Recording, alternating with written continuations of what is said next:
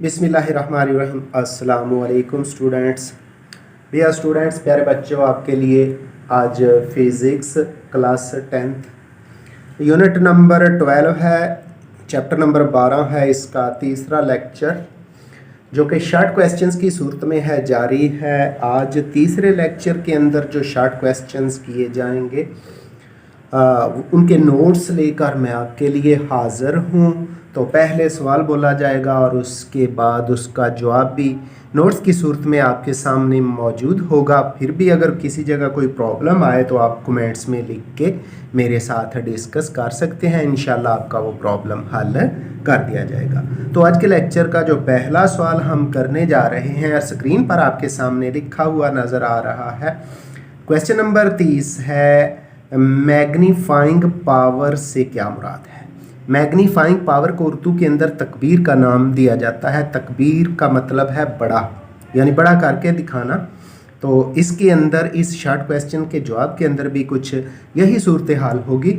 तो ये जो चैप्टर है ज्योमेट्रिकल ऑप्टिक्स, इसके अंदर हम ऑप्टिकल इंस्ट्रूमेंट्स को इस्तेमाल करते हुए मुख्तलिफ़ चीज़ों का मुतालिया कर रहे हैं। तो जो आप सुन लें जी, मैग्नीफाइंग पावर से क्या मुराद है। इसका जवाब किसी ऑप्टिकल आले का किसी ऑब्जेक्ट जिस्म को बोलते हैं को बड़ा करके दिखाने का अमल मैग्निफिकेशन या मैग्नीफाइंग पावर कहलाता है। जो स्टूडेंट्स बायोलॉजी पढ़ते हैं वो जानते हैं कि ये डेफिनेशन क्लास 9th की बायो में आ चुकी है। तो इसको यूं भी हम डिफ़ाइन करेंगे या लिख के मैंने एक और डेफिनेशन भी कर दिया है। किसी ऑप्टिकल इंस्ट्रूमेंट या आले के लिए किसी जिस्म के किसी ऑब्जेक्ट के इमेज के साइज़ और ऑब्जेक्ट के साइज़ के दरमियान जो निस्बत होती है, रेशो होती है, उसको भी मैग्निफिकेशन या मैग्नीफाइंग पावर कहते हैं। तो अगर हम किसी ऑब्जेक्ट की बात करें तो ऑब्जेक्ट की हाइट को हम HO से लिखते हैं, जबकि जो इमेज बनता है किसी इंस्ट्रूमेंट के ज़रिए उसकी हाइट को, उसकी बुलंदी को, उसके साइज़ को हम HI mean height of image और HO का मतलब है हाइट ऑफ ऑब्जेक्ट। तो मैग्निफिकेशन बराबर होती है हाइट ऑफ इमेज बटे हाइट ऑफ ऑब्जेक्ट, यानी इमेज की हाइट और ऑब्जेक्ट की हाइट के दरमियान रेशो को मैग्निफिकेशन कहते हैं। तो इसको मैथमेटिकली रियाजियाती तौर पे हम यूँ भी लिख सकते हैं, M = Q/P। इसका मतलब है M बराबर है HI बटे HO या M बराबर है Q बटे P। तो हम HI बटे HO को Q बटे P के बराबर भी लिख सकते हैं। तो इस चैप्टर के जो न्यूमेरिकल्स किए जाएंगे उनके अंदर ये चीज़ें इस्तेमाल में आएंगी, इसलिए इनको अच्छी तरह याद रखना है। स्टूडेंट्स, अगला शॉर्ट क्वेश्चन है, रिजॉल्विंग पावर से क्या मुराद है। तो फिर वही बात कि बायोलॉजी वाले स्टूडेंट्स जानते हैं कि रिजॉल्विंग पावर क्या है, क्योंकि 9th क्लास की बायोलॉजी में ये चीज़ आ चुकी है। तो यहाँ भी सुन लें, फिज़िक्स के लिए किसी ऑप्टिकल आले की रिजॉल्विंग पावर से मुराद उसकी वो सलाहियत है, वो उसकी पावर है, वो कैपेसिटी है जिससे ये दो इंतहाई करीब पड़े हुए इजसाम या रोशनी के पॉइंट सोर्सेज के दरमियान फ़र्क अच्छी तरह वाज़ेह फ़र्क कर लेता है। इसको क्या बोलते हैं, रिजॉल्विंग पावर का नाम दिया जाता है। जी स्टूडेंट्स, अगला सवाल है क्वेश्चन नंबर 32, कंपाउंड माइक्रोस्कोप क्या है। इसको भी अच्छी तरह समझ लीजिएगा, अहम शॉर्ट क्वेश्चन है, इम्तहान के अंदर पूछा जाता है। कंपाउंड माइक्रोस्कोप दो कन्वर्जिंग लेंसेज का दूसरा नाम है कन्वेक्स लेंसेज पर मुश्तमिल इंतहाई छोटे इजसाम को देखने वाला आला है। एक लेंस को ऑब्जेक्टिव, यानी जो जिस चीज़ को देखना होता है ना, जिस ऑब्जेक्ट को देखना होता है, तो वो लेंस जो उस ऑब्जेक्ट के सामने होता है उसको बोलते हैं ऑब्जेक्टिव लेंस, और दूसरे लेंस को आई पीस कहते हैं। आई पीस वो लेंस होता है जिसकी मदद जिसके करीब हम आंख रख के किसी ऑब्जेक्ट को लेंसेज के अंदर से देखते हैं। तो इस तरह कंपाउंड माइक्रोस्कोप दो लेंसेज पर मुश्तमिल होती है, एक लेंस को ऑब्जेक्टिव और दूसरे को आई पीस का नाम दिया जाता है। अगला क्वेश्चन है जी 33, कंपाउंड माइक्रोस्कोप की चंद एक खसूसियात लिखी। Write some characteristics of compound microscope.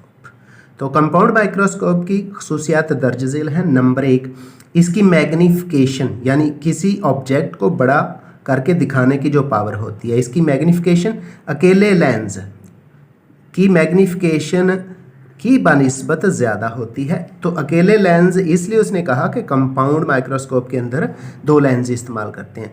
तो जो अकेला लेंस इस्तेमाल होता है चीज़ों को देखने के लिए उसको बोलते हैं सिंपल माइक्रोस्कोप। तो सिंपल माइक्रोस्कोप की निस्बत कंपाउंड माइक्रोस्कोप की मैग्नीफिकेशन कहीं ज़्यादा होती है। दूसरा करेक्टरिस्टिक है, दूसरी खसूसियत है ऑब्जेक्टिव लेंस की फोकल लेंथ, ये अमूमन सेंटीमीटर से कम रखी जाती है, कम होती है, यानी FO का मतलब है फोकल लेंथ ऑफ ऑब्जेक्टिव, और ये अमूमन ज़्यादातर 1 सेंटीमीटर से थोड़ी होती है।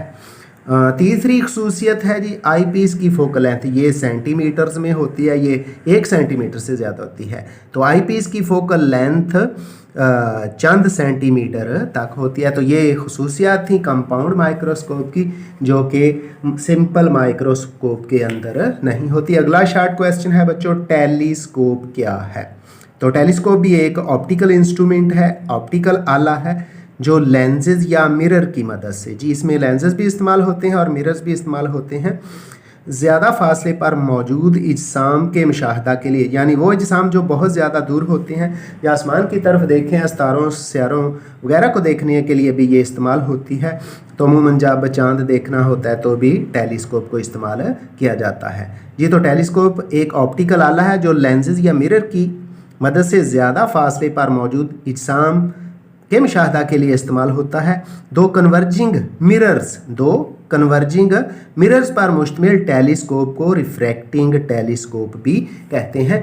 तो दरअसल इस सवाल के जवाब के अंदर 2 जवाब आ गया। तो जब सारा आप तैयार कर लेंगे तो आपसे टेलीस्कोप पूछ ले या रिफ्रैक्टिंग टेलीस्कोप पूछ ले, तो पूरे के पूरा जो जवाब लिखा हुआ है नोट्स की सूरत में, ये सारा ही आपने तैयार करके इम्तहानी शीट जो होती है, जो आंसर शीट है, उस पर लिखना है ताकि आपका नंबर इस सवाल के लिए कोई कैंसिल ना हो जाए। डियर स्टूडेंट्स, अगला शॉर्ट क्वेश्चन है जी, कंपाउंड माइक्रोस्कोप के चंद एक इस्तेमालात लिखें। ये भी अहम सवाल है।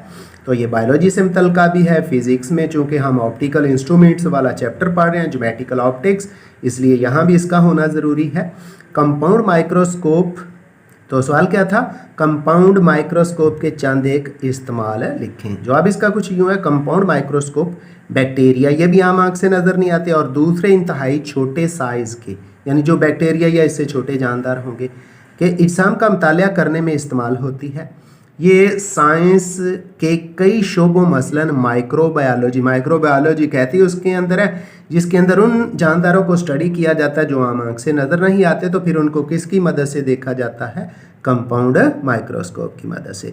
तो फिर माइक्रोबायोलॉजी में इस्तेमाल होती है, बॉटनी, जियोलॉजी और जेनेटिक्स में इस्तेमाल होती है। तो माइक्रोबायोलॉजी, बॉटनी, जियोलॉजी और जेनेटिक्स आपने 9th क्लास के अंदर अगर बायोलॉजी पढ़ी है तो बायोलॉजी की ब्रांचेस में ये सब कुछ लिखा हुआ है। माइक्रोबायोलॉजी के अंदर उन जानदारों को स्टडी करते हैं जो आम आँख से नज़र नहीं आते, बॉटनी के अंदर पौधों को स्टडी करते हैं, जियोलॉजी के अंदर ज़मीन की इंटरनल और एक्सटर्नल स्ट्रक्चर को पढ़ा जाता है, जेनेटिक्स के अंदर जीन्स और क्रोमोसोम्स वगैरह को स्टडी, DNA वगैरह को स्टडी किया जाता है। तो ये इन सब्जेक्ट्स के अंदर भी इस्तेमाल होती है। अगला शॉर्ट क्वेश्चन है, अकोमोडेशन से क्या मुराद है? इसको उर्दू में के अंदर कहते हैं हमआहंगी।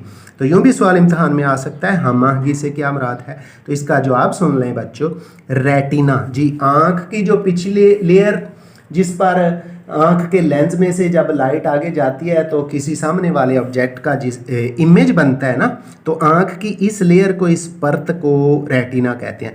जिस तरह जो हमारा कैमरा होता है, कैमरे के अंदर फिल्म पर तस्वीर बनती है, इमेज बनता है, उसी तरह आँख के अंदर जो रेटिना है, हमारी आँख की फिल्म है जिस पर इमेज बनता है। तो रेटिना पर वाज़े इमेज बनाने के लिए आँख के लेंस की फोकल लेंथ में तब्दीली को अकोमोडेशन कहते हैं। यानी दूर के जिस्म को देखना हो, करीब के जिस्म को देखना हो, तो आँख का जो लेंस है अपनी फोकल लेंथ को एडजस्ट करता है और दूर या करीब के जिस्म को देखने के लिए एडजस्ट हो जाता है। इस एडजस्टमेंट को, इस तब्दीली को हम अकोमोडेशन का नाम देते हैं। तो प्यारे प्यारे बच्चे और मेरे प्यारे प्यारे स्टूडेंट्स, अगले क्वेश्चन को और उसका जवाब देने से पहले मेरी आपसे कुछ रिक्वेस्ट है कि आपको ये लिखे हुए जवाबात और सवालात नज़र आ रहे हैं। मैंने कोशिश की है कि अपनी बेहतरीन राइटिंग में लिखूं और मैंने किसी हद तक साफ भी लिखा है। राइटिंग को बेहतर आपके लिए बेहतर बनाने की कोशिश की है ताकि आप आसानी के साथ पढ़ सकें। तो आप भी कोशिश किया करें कि बार बार प्रैक्टिस करके किताबों के अंदर जो लफ्ज़ लिखे होते हैं उनको देख कर अपने दस्तों पर, अपने पेपर्स पर साफ लिखने की कोशिश किया करें ताकि आपकी राइटिंग अच्छी हो सके, क्योंकि ये राइटिंग ही वाहिद चीज़ होती है जो पेपर देखने वाले तक आपकी जाती है। बाकी और चीज़ आप कितने ज़हीन हैं और कितने अच्छा पढ़ते हैं वो तो आपने लिखा ही होता है, लेकिन अगर राइटिंग अच्छी नहीं है तो इसका इम्प्रेशन पेपर देखने वाले बंदे पर अच्छा नहीं पड़ता। इसलिए राइटिंग को भी बेहतर करने की कोशिश किया करें। जितनी अच्छी राइटिंग होगी उतना अच्छा इम्प्रेशन पड़ेगा पेपर देखने वाले पर। यानी राइटिंग आपके पेपर, अच्छा पेपर करने और पेपर की प्रेजेंटेशन के अंदर बहुत अहम रोल अदा करती है। तो अगला शॉर्ट क्वेश्चन है, नुक्ता करीब और नुक्ता बैद में फ़र्क लिखिए।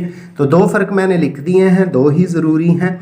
तो पहले है जी नुक्ता करीब, नियर पॉइंट। इसके जो पहला पॉइंट है वो यूँ है कि आँख का नुक्ता करीब जिस्म का, आँख का नुक्ता करीब जिस्म का आँख से, यानी जिस जिस्म को हम देख रहे होते हैं, कम अज़ कम वो फासला है। मसलन किताब पढ़ रहे हैं तो कितने फासले पे कम अज़ कम रखते हैं, या किसी और जिस्म को देखते हैं तो वो हमारे आँखों के कितना करीब होगा कि हम उसको सही सही देख सकें। तो आँख का नुक्ता करीब जिस्म का आँख से कम अज़ कम वो फासला है जिस पर ये रेटिना यानी जो आँख का पर्दा है पर एक वाज़े इमेज बनाती है। तो वाज़े इमेज बनाने के लिए आँख के सामने जिस्म जितने फासले पर होगा वो फासला नुक्ताए करीब कहलाता है। और नॉर्मल आँख के लिए जो नुक्ताए करीब होता है वो तकरीबन 25 सेंटीमीटर पर वाक़ होता है, जो नॉर्मल आँख सेहतमंद आँख है। अगर इससे कम या ज़्यादा करेंगे तो फिर वो जिस्म हमें साफ़ और वाज़े दिखाई नहीं देगा। अब जी नुक्ता बैद की तरफ आते हैं, फार पॉइंट की तरफ आते हैं। एफ ओ आर फार नहीं है, ये होता है F A R, F A R far. Far का मतलब दूर, करीब, दूर वाला नुक्ता। बैद दूर को बोलते हैं। तो इसका जवाब कुछ यूँ है, करीब तो जानते हो लेकिन बैद अरबी ज़बान का लफ्ज़ है, इसका मतलब है दूर, यानी फार पॉइंट। आँख का नुक्ता बैद दूर पड़े हुए जिस्म का आँख से ज़्यादा वो फासला है जिस पर आँख अपनी नॉर्मल हालत में उसको मुकम्मल फोकस करती है और उसका सही इमेज हासिल कर सकती है। यानी इंसानी आँख से ज़्यादा फासले पर अगर कोई जिस्म पड़ा हुआ है तो आँख जहाँ तक उसका सही वाज़े इमेज बना सकती है वो उसका नुक्ता बैद या फार पॉइंट कहलाता है। तो नॉर्मल इंसानी आँख के लिए नुक्ता बैद यानी फार पॉइंट लामहदूद फासले पर वाक़ होता है। यानी वो फासला मेजरमेंट में नहीं आता। मसलन रात को आसमान पर हम सितारों को बहुत अच्छी तरह देख सकते हैं, तो बहुत ज़्यादा दूर होते हैं, वो फासला हम पमाइश नहीं कर सकते। तकरीबन वो लामहदूद फासला होता है। इसलिए सेहतमंद इंसानी आँख के लिए नुक्ता बैद लामहदूद फासले पर होता है। स्टूडेंट्स, अगला शॉर्ट क्वेश्चन कुछ यूँ है जी, करीब नज़री से क्या मुराद है? आँख के इस नक्स को कैसे दूर किया जा सकता है? करीब नज़री से इसको बोलते हैं शॉर्ट साइटेडनेस। यानी करीब नज़री से क्या मुराद है, आँख के इस नक्स को कैसे हम दूर कर सकते हैं? इस सवाल का जवाब सुन लें। करीब नज़री आँख की एक खामी है, आँख का एक नक्स है। तो इसका जवाब कुछ यूँ है जो मैंने यहाँ आपके लिए लिख दिया है। आँख का वो नक्स जिसमें इंसानी आँख करीब के इज्साम को तो वाज़े तौर पर देख सकती है जबकि दूर की अशिया और इज्साम वाज़े दिखाई नहीं देते। यानी करीब की चीज़ें तो बहुत अच्छी तरह नज़र आती हैं लेकिन जो इज्साम ज़्यादा दूर पड़े होते हैं, ज़्यादा फासले पर पड़े होते हैं, वो सही दिखाई नहीं देते। तो इस खराबी को, इस नक्स को करीब नज़री का नाम दिया जाता है। इस खामी को हम यूँ दूर कर सकते हैं कि आँख के इस नक्स को दूर करने के लिए ऐनक यानी ऐनक बनवाएं या आँख के अंदर कंटैक्ट लेंस लगवाएं। मुनासिब फोकल लेंथ का डाइवर्जिंग यानी कनकेव लेंस लगाया जाता है। तो कनकेव लेंस जिसकी मुनासिब फोकल लेंथ होगी तो ये तो ऑप्टिशियन जो है ऐनक बनाने वाला ऐनक साज वो फैसला करेगा कि कितनी फोकल लेंथ का लेंस लगाना है। तो डाइवर्जिंग फोकल लेंथ, मुनासिब फोकल लेंथ का लेंस लगाकर या कंटैक्ट लेंस लगाकर या ऐनक बनाकर इसको दुरुस्त किया जा सकता है। अगला सवाल है जी बच्चों, बैद नज़री। बैद नज़री से क्या मुराद है? वो उसका उल्ट है पहले वाले का। बैद नज़री से क्या मुराद है? आँख के इस नक्स को कैसे दूर किया जा सकता है। तो अजीज़ तलबा इस सवाल का जवाब भी सुन लें। आँख का वो नक्स जिसमें इंसानी आँख दूर के इजसाम को तो वाज़े तौर पर देख सकती है, ठीक ठीक देख सकती है, जबकि करीब की अशिया और इजसाम वाज़े दिखाई नहीं देते। क्या है? आँख का वो नक्स है जिसमें इंसानी आँख दूर के इजसाम को ठीक देख सकती है, साफ़ और वाज़े देख सकती है, जबकि करीब की अशिया साफ़ और वाज़े दिखाई नहीं देती। आँख के इस नक्स को दूर करने के लिए ऐनक या आँख में अगर कंटैक्ट लेंस लगवाएंगे, मुनासिब फोकल लेंथ का कन्वर्जिंग यानी कन्वेक्स लेंस लगा दिया जाता है। यानी जब प्रॉपर फोकल लेंथ का सही सही एडजस्ट करके लगाएंगे तो ये इस खामी पर भी फिर काबू पाया जा सकता है। तो स्टूडेंट्स, इसके साथ ही आज का हमारा लेक्चर क्लोज होता है। मुझे मोहम्मद अब्बास को दीजिए इजाज़त। अल्लाह हाफिज़।